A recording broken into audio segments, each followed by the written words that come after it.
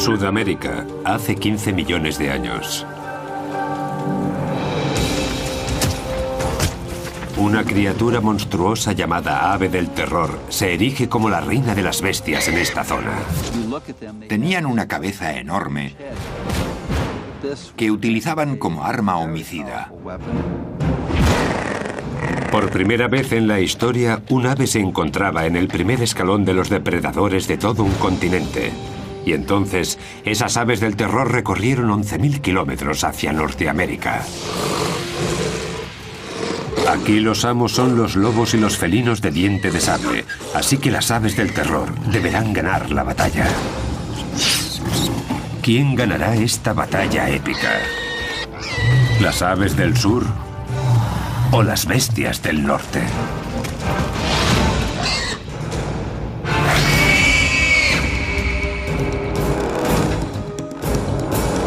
Depredadores prehistóricos, las aves del terror.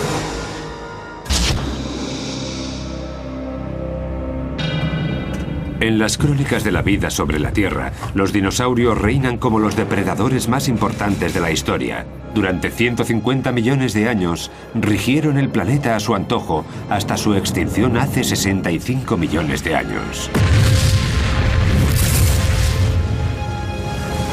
Hay quienes creen que fue un asteroide o un cometa lo que causó su desaparición, y que una vez extinguidos, se abrió la veda para lograr el puesto de superdepredador. Los mamíferos adelantaron posiciones en gran parte del planeta, pero en Sudamérica las cosas no siguieron las mismas reglas. El istmo de Panamá aún no se había creado y el agua rodeaba el continente sudamericano. Fue el aislamiento lo que hizo que aquí la evolución siguiera un curso distinto. Constituía una isla enorme cubierta de sabanas rodeadas de bosques. En este lugar, los mamíferos eran en su mayoría herbívoros que iban desde grandes perezosos hasta extrañas criaturas armadas como los gliptodontes.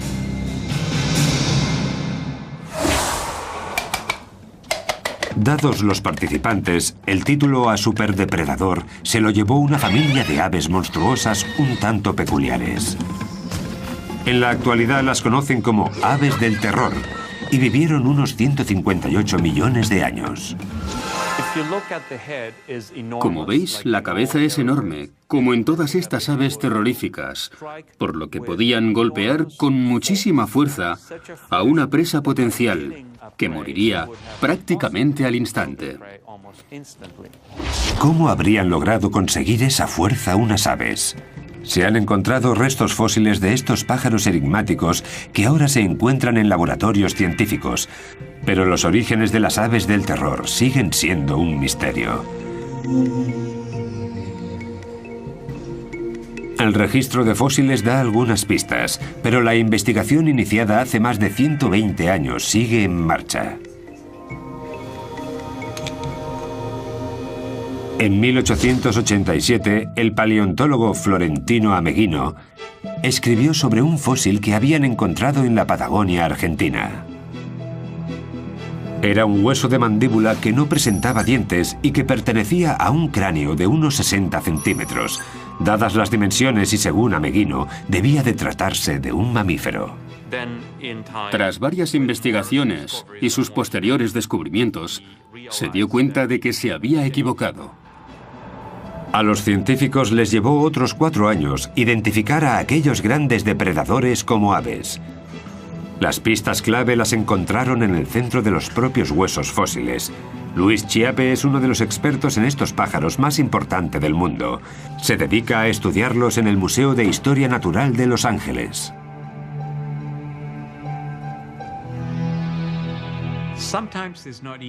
A veces no es fácil diferenciar un hueso de ave de los de un mamífero o incluso un reptil.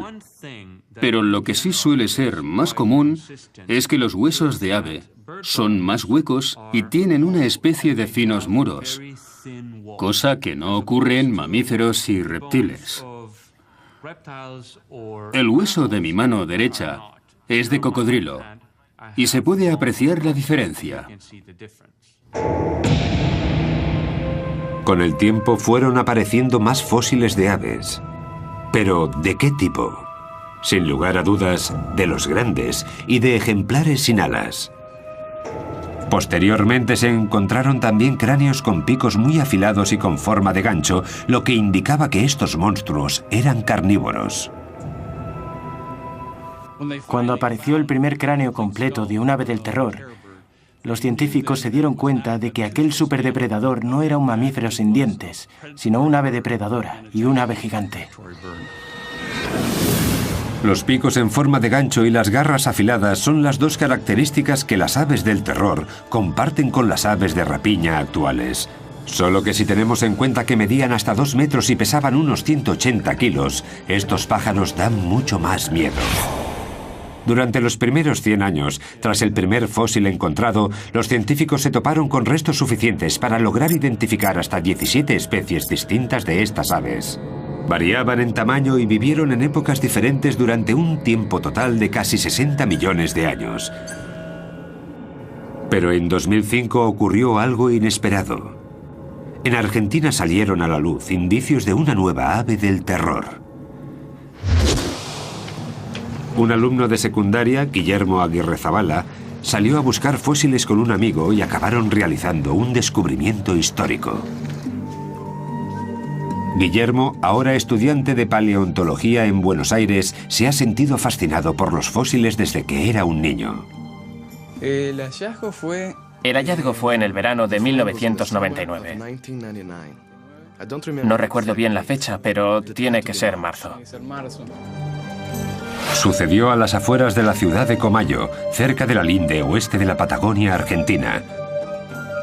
Se sabe que estas aves habitaban toda esa zona, además de Uruguay y Brasil. Nosotros ya habíamos encontrado algún que otro fósil, por lo que ya conocíamos los lugares y también sabíamos reconocer los fósiles. Este, particularmente, era un cráneo casi completamente cubierto. A partir de que encontramos las primeras piezas, contactamos con la gente de la Asociación Paleontológica de Bariloche. Y allí fue donde aprendimos a extraer fósiles. Guillermo y su amigo cubrieron con cuidado su hallazgo y lo transportaron unos 60 kilómetros hasta la ciudad de Bariloche. Lo entregaron al Museo de Paleontología de aquella pequeña ciudad y allí estuvo prácticamente ignorado durante 5 años. Cuando Luis Chiappe se enteró de lo ocurrido, se llevó un equipo internacional para que clasificase el nuevo ejemplar en la familia de las aves del terror. Resultó que se trataba de una especie totalmente nueva. Este cráneo mide casi 70 centímetros. Es enorme. Nos dejó atónitos. Fue un momento único. Eso sin duda. El equipo de Luis dató el cráneo en hace 15 millones de años y lo llamó Kelenken guillermoi. Kelenken por un antiguo espíritu de la Patagonia y Guillermoi por Guillermo. Se trataba de un descubrimiento único. Estaban ante una especie nueva con una cabeza distinta a la de cualquier otra ave de la historia. Con un cráneo de casi 70 centímetros, estamos ante el cráneo de ave más grande del mundo. Es incluso más grande que el de un caballo. Luis comparó los fósiles de otras aves del terror con los del Kelenken, tanto el cráneo como los huesos de una pata que se encontraron al mismo tiempo. Su deseo, aprender más cosas sobre el Kelenken, fuerza, velocidad. Tras examinar el cráneo de un ejemplar más pequeño de esas aves terroríficas, Luis Chiappe comienza a hacerse una idea de qué aspecto podría tener la especie nueva. Durante su estancia en Bariloche, la paleontóloga Sara Bertelli analizó los huesos de Kelenken del museo, los comparó con los de otras aves del terror y estipuló las posibles medidas de un Kelenken.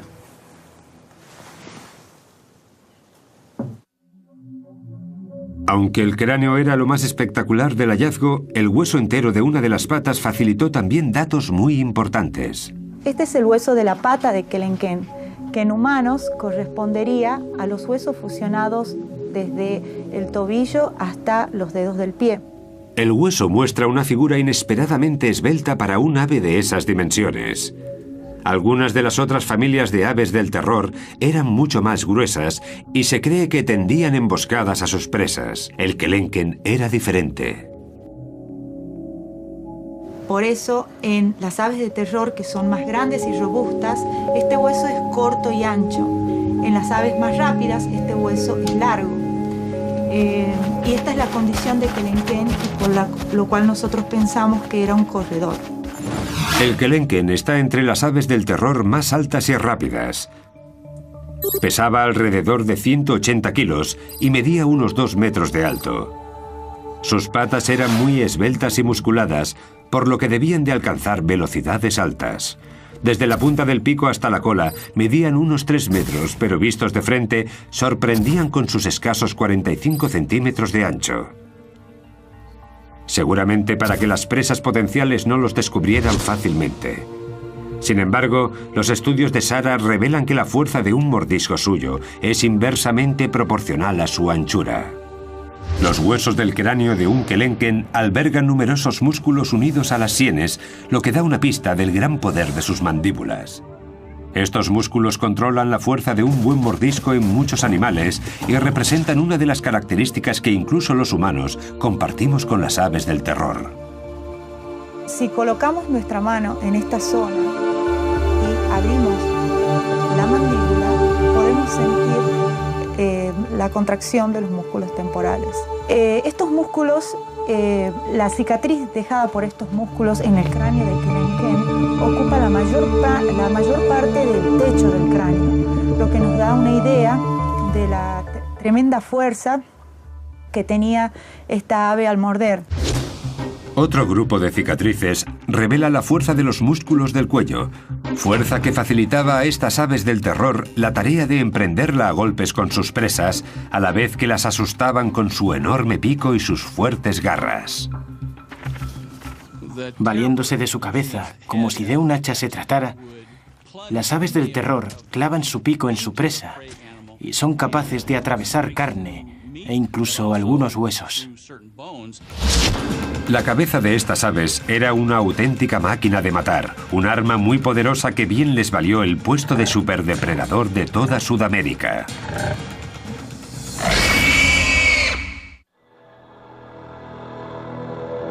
En Sudamérica, el cráneo de las aves kelenken traen de cabeza a los investigadores que las estudian. Los fósiles encontrados de esta especie demuestran que lo usaban como arma homicida en sus ataques. Pero la tecnología actual también nos muestra cómo funcionaban dichos cráneos. Esto os va a gustar. En los Estados Unidos, 2 científicos se preparan para realizarle un TAC a un cráneo de una de estas aves y ver su interior. Larry Whitmer es profesor de anatomía en la Universidad de Ohio. Con él está Bob Chandler, especialista en aves del terror de la Universidad Estatal de Georgia. ¿Qué vamos a hacer? Intentaremos alinearlo para que quede centrado antes de proceder con los rayos X. Así el láser lo recorrerá completamente de arriba abajo. Listo. El proceso parte del cráneo de un ave del terror y le da la vuelta.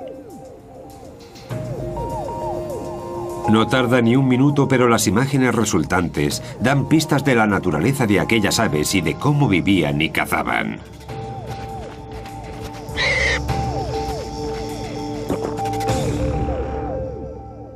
Solo con mirar el cráneo sabemos que se trata de uno muy grande y fuerte.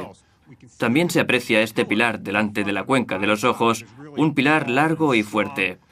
En la zona correspondiente a las mejillas hay una especie de barra bastante gruesa que nos sugiere que el cráneo en sí estaba diseñado para dar y soportar fuertes golpes. Algo que el pacífico y herbívoro Homalodotherium habría comprobado por sí mismo al enfrentarse al temido kelenken. El Homalodotherium era una de las presas más comunes del kelenken. Se trata de un animal ungulado del que no se conocen descendientes modernos. Era un animal muy lento de unos 275 kilos que pesaba casi un 50% más que el kelenken, por lo que este último necesitaba una buena estrategia de caza. Una de esas posibles estrategias podría ser atacar a su presa en la parte inferior del cráneo para paralizarla.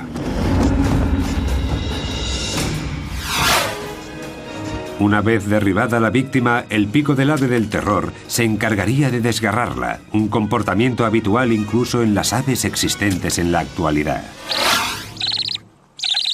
Sí, ya lo sé. Joe Cam es adiestrador de animales en el sur de California. Con la ayuda de un halcón es capaz de demostrar el uso que hacen las aves de presa de su pico como herramienta primaria.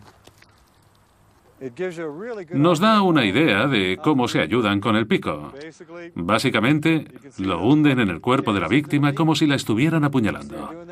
Posteriormente, con la parte inferior cortan y con la superior logran desgarrar grandes trozos de carne. Utilizan el pico al igual que los humanos nuestros incisivos. Para ellos es como si fueran los dientes. El tag nos muestra que tiene forma de escudo. El tag no se limita solamente al pico y profundiza también en el resto de la cabeza. Los resultados son sorprendentes. Una de las cosas que nos muestra el tag nos ha dejado boquiabiertos.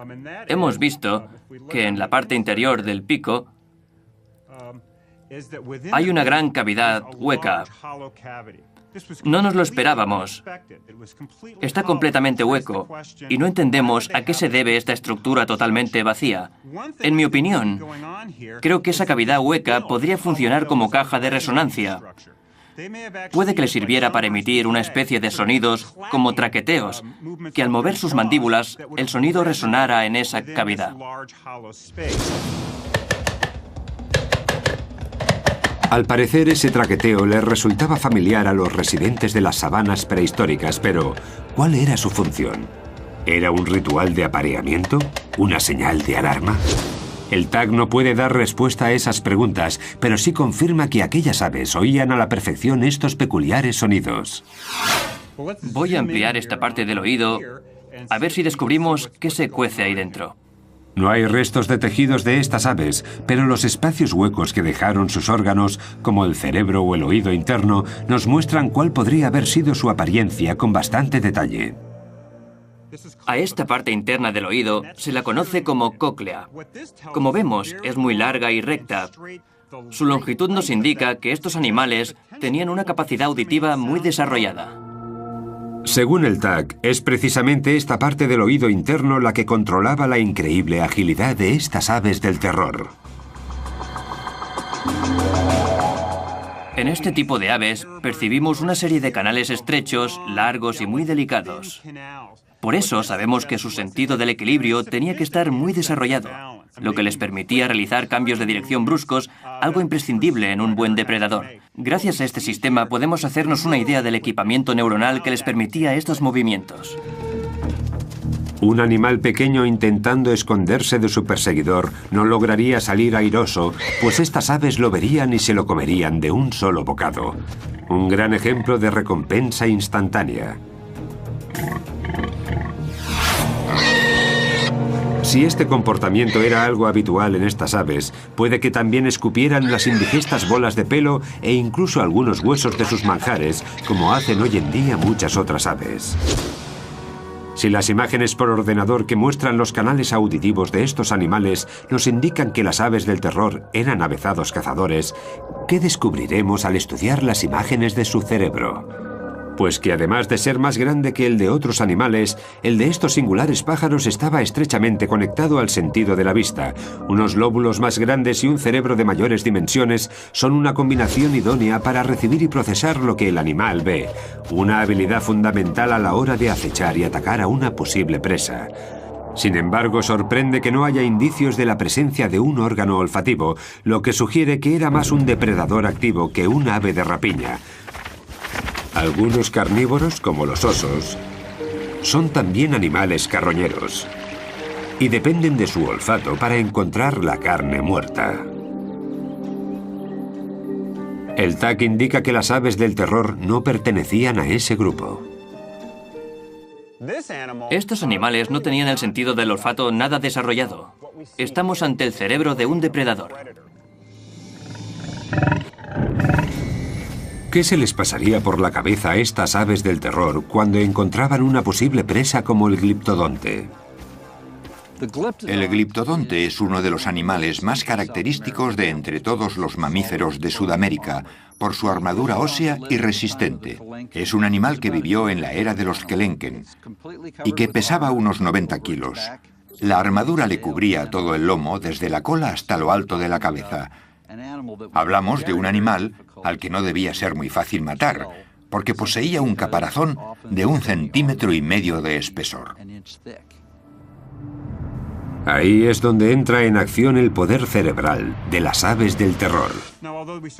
Llevamos mucho tiempo gastando bromas sobre el escaso tamaño del cerebro de los pájaros, pero este es relativamente grande. Estos centros de aquí pertenecen al córtex cerebral.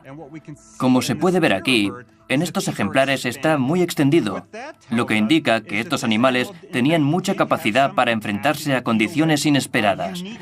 Tenían una cierta capacidad de razonamiento a la hora de resolver problemas.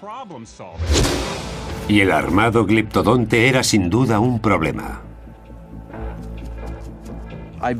Me imagino al Kelenken acechando al gliptodonte, pensando en cómo atacar, barajando sus opciones de éxito. Al final, tras estudiar los movimientos de su presa, un ave del terror se habría dado cuenta de que si metía una de sus patas por debajo del caparazón del gliptodonte, podría darle la vuelta y dejar a su víctima con el vientre expuesto.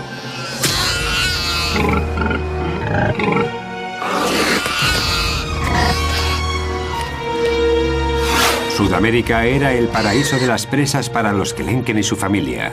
Al tratarse de un depredador activo y con un peso de unos 200 kilos, estas aves tenían que ingerir entre 10 y 15 kilos de comida al día.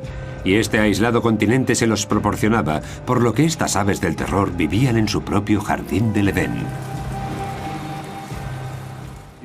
Estamos hablando de grandes cantidades de posibles víctimas y de muy poca competencia para los Kelenken, pues muchos de ellos eran de enormes dimensiones. Pero nada es para siempre. Nuestro planeta está constantemente cambiando y el paraíso remoto de estas aves empezó a resquebrajarse al ritmo de las erupciones volcánicas.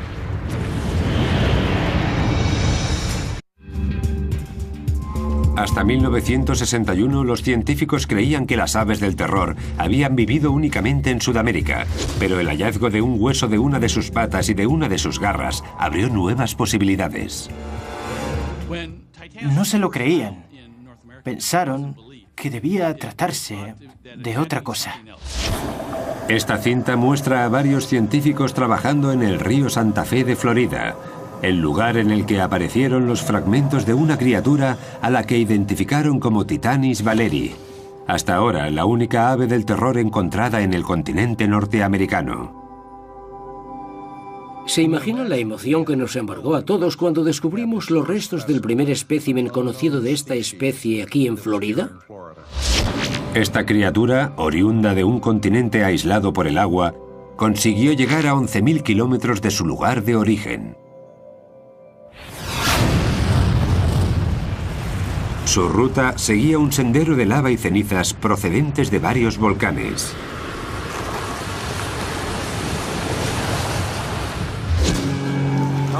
Este es un hermoso fragmento de ceniza procedente de un volcán.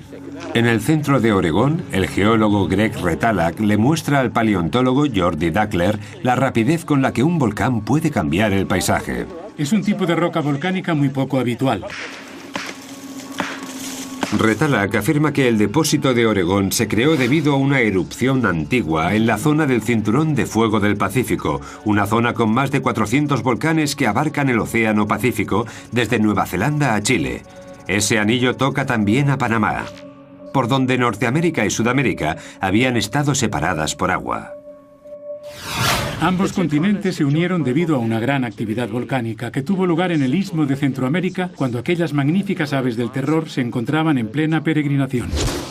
La conexión entre ambos continentes se formó a partir de la lava volcánica que salía del fondo del mar, así como de las placas tectónicas que se levantaban hacia la superficie. Pero la historia no se acaba ahí. Las selvas endémicas de Centroamérica no constituyen un lugar al que las aves del terror hubieran migrado sin más. Pero los depósitos de ceniza volcánica entraron en juego.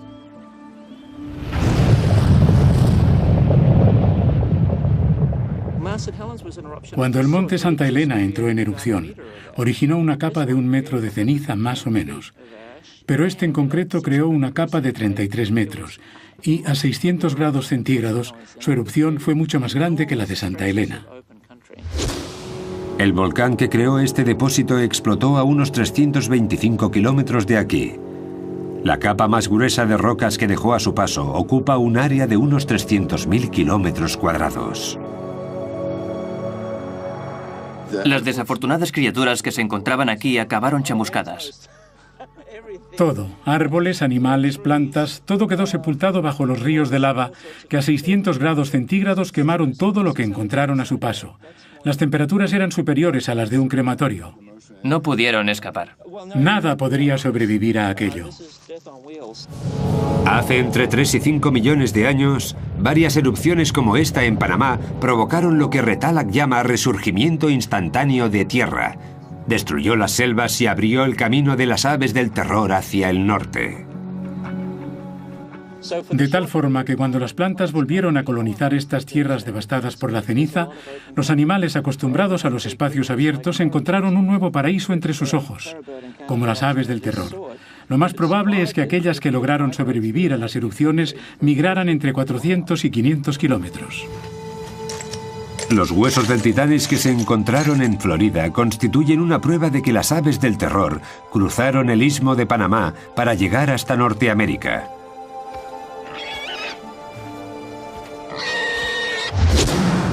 Cuando los volcanes cubrieron el hueco que había entre ambos continentes, Panamá hizo de puente de unión. Las aves migraron hacia nuevas sabanas, ampliando su territorio. Creo que estos animales eran como el resto. Si ven terreno a su disposición, harán todo lo posible por ocupar cuanto más mejor. Desde aquel gran descubrimiento en 1961 solo se han encontrado un puñado de fósiles de aves del terror norteamericanas. Actualmente hay registradas 42 especies de Titanis en Norteamérica. 41 de ellos están en el Museo de Historia Natural de Florida. Sin un cráneo o un hueso largo es casi imposible que los expertos logren hacerse una idea completa de cómo serían estas aves. Lo único que tienen que estudiar son escasos y pequeños fragmentos. Irv Quittmeyer calculó las posibles dimensiones del Titanis comparándolo con otras especies de estas aves. Usó, por ejemplo, la base del fragmento de pata de Titanes disponible para calcular la longitud aproximada de una pata entera. Al estudiar este hueso vimos que es bastante ancho. Una base así tiene que haber sostenido un hueso largo y un ave considerablemente alta.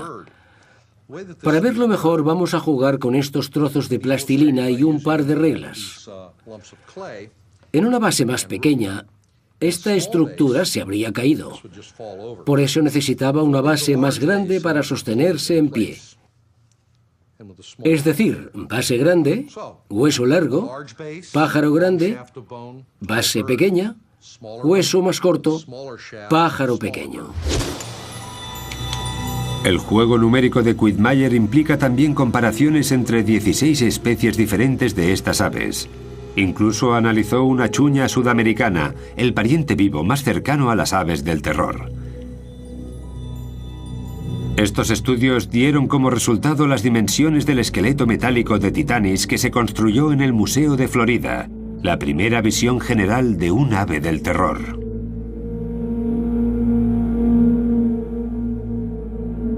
Los científicos concluyeron que el Titanis se parecía asombrosamente a los Kelenken, la especie de aves del terror más alta de todas, aunque su tamaño fuera un 20% más pequeño. Sin embargo, esa menor envergadura le habría proporcionado más velocidad y agilidad. Las aves del terror que llegaron a Norteamérica formaban parte del gran intercambio americano, un intercambio de especies entre América del Norte y América del Sur a través del Istmo de Panamá. Las aves que nos conciernen requerían esa mayor velocidad para atrapar a las nuevas especies con las que se toparon, y es que cazar a un caballo no era tarea fácil. Las aves más rápidas en la actualidad son los avestruces que, similares en forma y tamaño, nos ayudan a hacernos una idea de cómo corrían las aves del terror. Algunas de estas aves se parecen mucho en lo que a extremidades se refiere al avestruz. Por eso nos valemos de estas últimas para reconstruir la locomoción de las primeras. Dado que el avestruz es capaz de alcanzar los 50 o 60 kilómetros por hora, no es fácil detenerlas para estudiar de cerca su técnica. Por eso, el biólogo Kevin Middleton ha invitado al gimnasta Henry Holloway al campus de la Universidad de California en San Bernardino para intentar recrear cómo alcanzan esas velocidades algunas aves. Henry nos demostrará cómo se mueven las patas del avestruz con la ayuda de un equipo especial. Son unos zancos, unas estructuras de aluminio hechas de fibra de carbono que te dan un impulso equivalente al que proporcionas tú al saltar. Ahora Henry podrá correr como un avestruz gracias a la imitación de unos tendones nuevos muy largos y elásticos. Sin embargo, la anatomía de los huesos desempeña también un gran papel en esta ecuación. Tenemos el fémur, la rodilla, la espinilla y el pie. Normalmente las aves tienen pies más grandes y se apoyan sobre sus patas al igual que hace Henry cuando se pone de puntillas. Y las aves corren de puntillas. El tamaño del pie es muy importante porque cuanto más grande sea, más largas serán las zancadas. En realidad, esas rodillas que parecen estar del revés funcionan como nuestros tobillos en estos animales tan veloces. Un gran ejemplo de lo grandes que son los huesos del pie y del efecto palanca que generan. Vamos allá. Para Henry Holloway, los zancos de alta tecnología alargan de alguna manera el pie humano y ayudan a correr a la velocidad de las aves del terror. ¡Ya!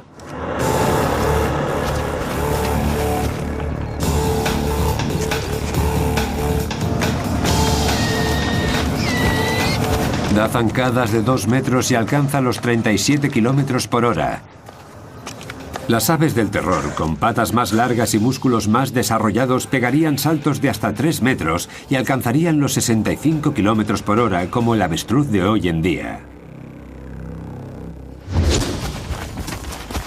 En una carrera de alta velocidad, el Titanis debía seguir el ritmo de un caballo si no quería que éste le diera una buena coz. Las aves del terror tenían buenos reflejos y arrancaban con facilidad. Cuando alcanzaban a su presa, le propinaban un buen golpe con el pico en la parte posterior del cuello, hiriéndola gravemente. Cuando el animal hubiera muerto desangrado, atacaría de nuevo para despacharlo finalmente.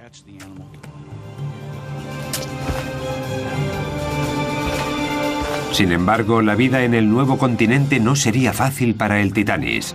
Supondría su primer contacto con los depredadores del norte, oponentes sin miedo que, aún así, jamás se habían tenido que enfrentar a las aves del terror.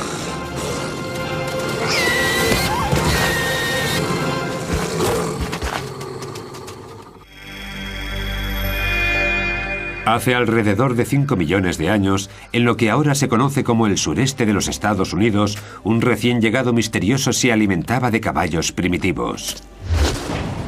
En su hábitat habitual, las aves del terror eran el depredador más fuerte de la cadena, pero en Norteamérica habrían de ganarse el puesto frente a criaturas totalmente desconocidas para ellas. En la misma época en la que vivía el Titanis en América del Norte, había un animal parecido al lobo llamado lobo Edwards. No igualaba a los lobos actuales en tamaño, pero sí era más grande que el coyote. Aquellos lobos que solían cazar en grupo estaban decididos a robarles a las aves del terror sus presas, pero no era un oponente habitual y mucho menos fácil. Dependían de su instinto y lograron expandirse.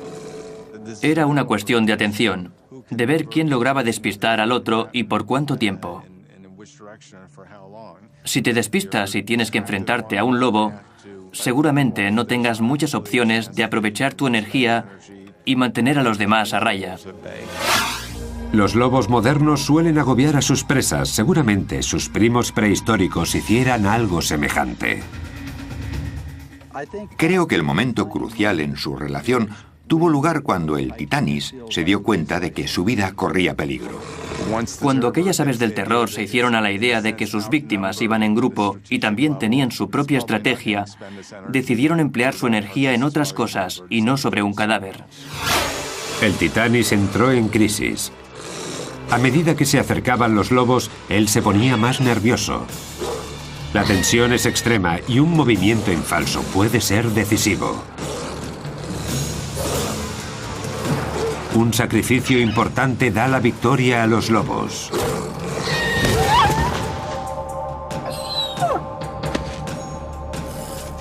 Con la lección bien aprendida, las aves del terror ceden. Su inteligencia las ayudará a cambiar de estrategia de caza. Estoy seguro de que la primera vez que una de aquellas aves terroríficas se encontró con una manada de lobos, se dio cuenta de que no merecía la pena enfrentarse, porque acabaría perdiendo la batalla. Cambiaron de estrategia, empezaron a evitar los encontronazos. Si mataban una presa, vendrían los lobos inmediatamente, y las aves no querían convertirse en parte del menú. Los depredadores constituían también un peligro para los huevos de estas aves.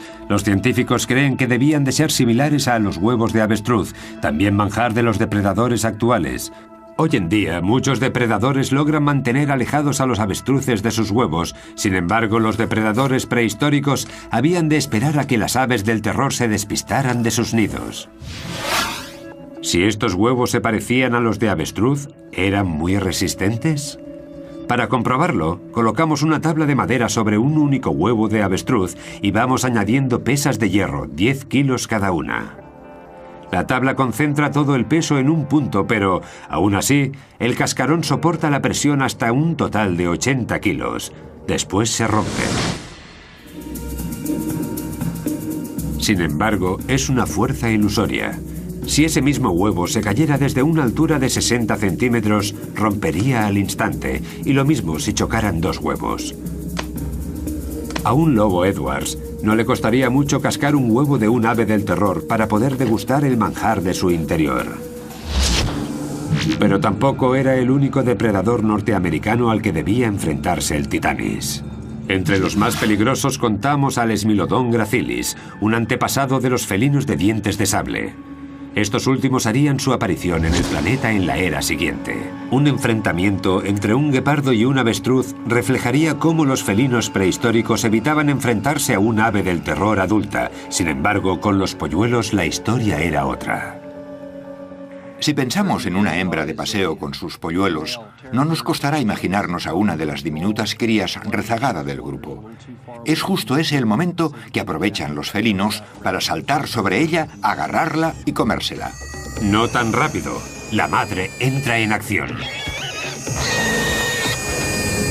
Si el felino no logra escapar, se preparará para atacar a su oponente.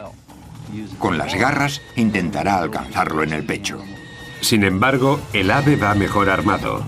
Su enorme cabeza será su mejor aliado y el felino resultará herido de muerte a cabezazos. Aunque es demasiado tarde para salvar al polluelo, que falleció desnucado.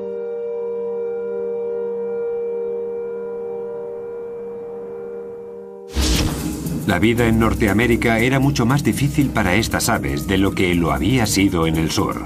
Aquí los depredadores eran múltiples, entre ellos felinos y lobos, que seguirían evolucionando hasta convertirse en las superbestias del futuro. Estos nuevos competidores amenazaban la supervivencia de las aves del terror. El Titanis estaba en peligro de extinción.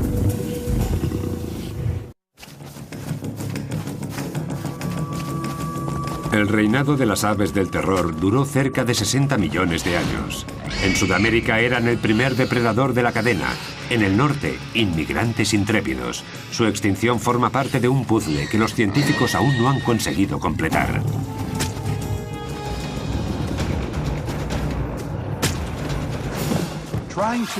Todavía no hemos encontrado una explicación sencilla que justifique la extinción de estas aves, y no será fácil.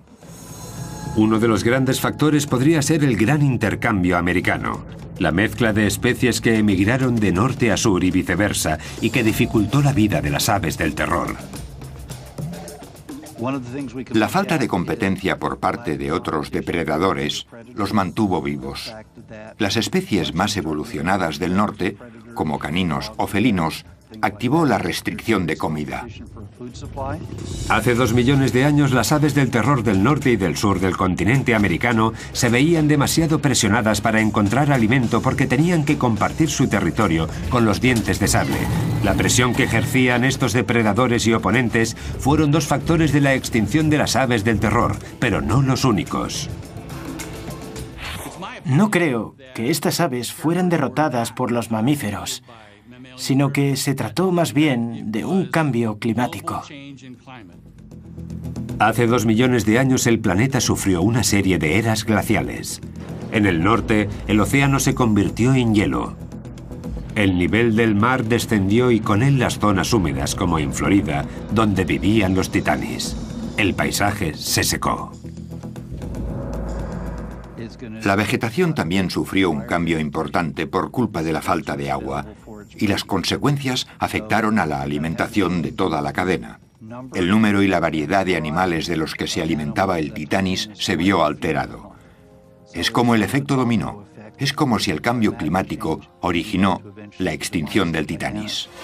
En Sudamérica, los Andes continuaron el ascenso que habían comenzado hacía millones de años.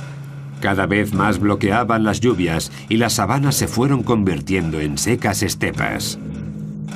Las aves estaban cada vez más afligidas. Medio ambiente, peligro, competencia. Todos ellos son posibles sospechosos en el misterio de las aves del terror sobre por qué su largo reinado acabó en completa extinción. ¿Fue solo uno? ¿Una combinación de los 3? Demasiado pronto para saberlo. Pero es precisamente ese el reto al que nos enfrentamos ahora los científicos. Ampliar los datos que tenemos de estos animales y entenderlos un poco mejor. Seguro que al final logramos averiguar por qué ya no están entre nosotros. El epílogo de la historia de las aves del terror se está escribiendo aún ahora en las excavaciones de Florida. Se sabe que muchas de las grandes aves vagaron por la Tierra hace millones de años, pero se cree que el titanis, la última de esas aves, podría haber vivido hasta hace 10.000 años. Lo que significa que podrían haber llegado a tener contacto con los humanos. Aún no hemos encontrado ni un fragmento de titanis. Quizá este no fuera el mejor sitio para buscar. Es la época correcta y la era adecuada, pero puede que no el entorno preciso. Los científicos Richard Halber y Bruce McFadden dirigen una excavación arqueológica en la que los sedimentos de calizas contenían fósiles del gran intercambio americano. Quieren resolver el enigma del titanis. Puede que los humanos de su época los cazaran hasta provocar su extinción. Si el titanis vivió hasta hace 10.000 años, una de las explicaciones posibles para la extinción de una de las aves con más éxito de la historia sería la acción humana, que por aquel entonces también se extendía por toda Norteamérica. El problema era el siguiente. En tierras secas, los fósiles aparecen en las capas sedimentarias. La posición de las capas suele corresponder a la fecha de los fósiles. Pero los del titanis aparecieron bajo el agua, a donde los había llevado el río de Santa Fe. ¿De dónde salen estos fósiles? Es que se encontraron aislados en el medio del arroyo y no en una zona amplia de sedimentos.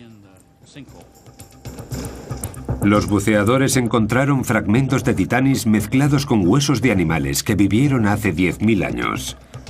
Así que, ¿de cuándo podrían ser estos? Bruce McFadden resolvió el misterio gracias a los restos químicos de los minerales que había en los fósiles. Comparó los huesos de titanis con los de otros especímenes recientes y con los de algunos de hace 2 millones de años. Cuando los huesos se convierten en fósiles, absorben minerales del agua del suelo, y estos minerales son únicos de cada época. Por eso los fósiles que pertenecen a diferentes momentos presentan elementos químicos distintos. Bruce recogió muestras de varios huesos fosilizados de titanis y las preparó para su posterior análisis con un espectrómetro. Los resultados dieron el perfil de los elementos químicos de dichos huesos. prueba concluyente de que vivieron mucho antes de que el hombre llegara a Norteamérica.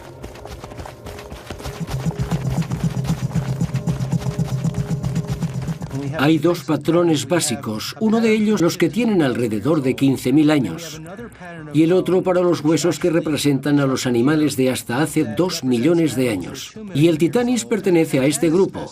Su concentración de elementos es característica de los fósiles de hace 2 millones de años. Sorprendentemente, la historia no se acabó allí. Las aves del terror aún tienen mucho que contarnos sobre su vida en el norte. Bruce McFadden también encontró fósiles de Titanis en Texas que databan no de hace 2, sino 5 millones de años. Es decir, las aves del terror vivieron en Norteamérica alrededor de 3 millones de años, mucho tiempo para una sola especie.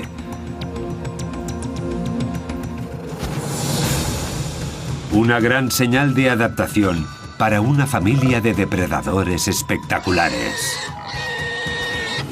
A pesar de contar con numerosos competidores, el Titanis fue el legítimo sucesor de las grandes aves del terror. En su último hogar en Norteamérica, no solo sobrevivió, sino que prosperó.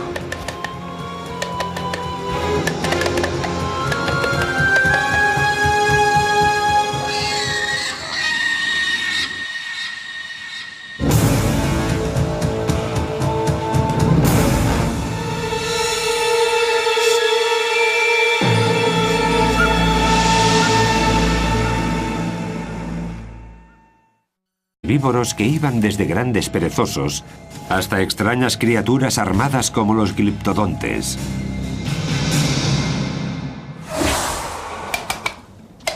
Dados los participantes, el título a superdepredador se lo llevó una familia de aves monstruosas un tanto peculiares. En la actualidad las conocen como aves del terror y vivieron unos 158 millones de años.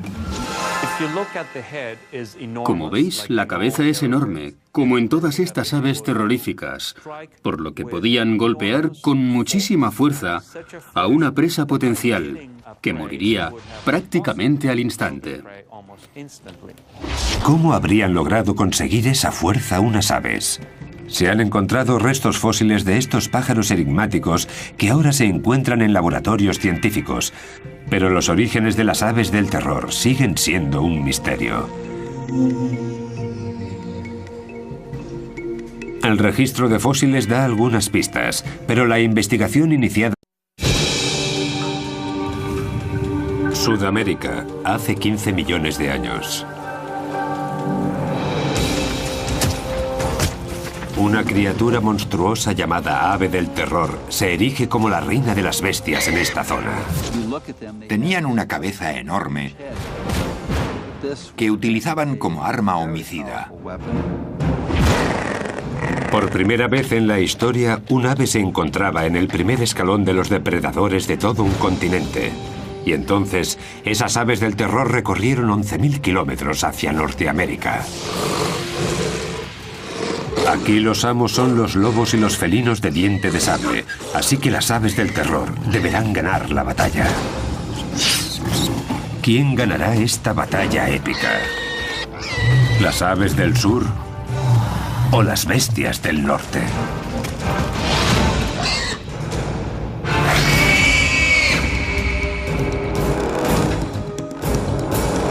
Depredadores hueso de ave, de los de un mamífero o incluso un reptil.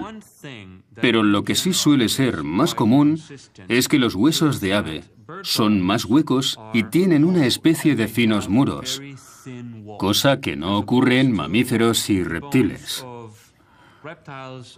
El hueso de mi mano derecha es de cocodrilo y se puede apreciar la diferencia. Con el tiempo fueron apareciendo más fósiles de aves. ¿Pero de qué tipo?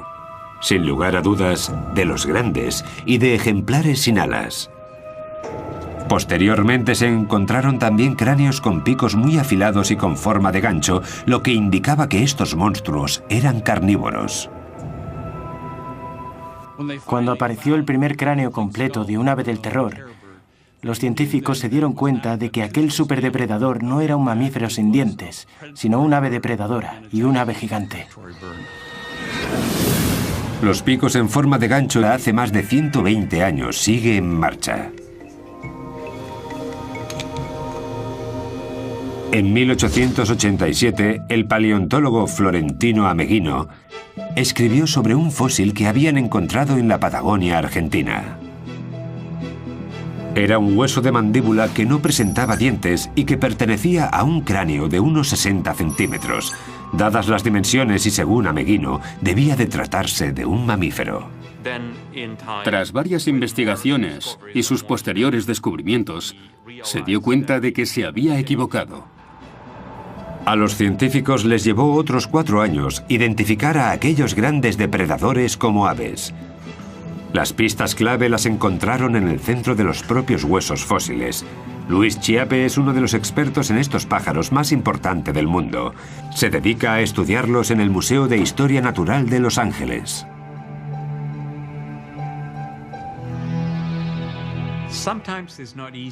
A veces no es fácil diferenciar un hueso. Históricos, las aves del terror.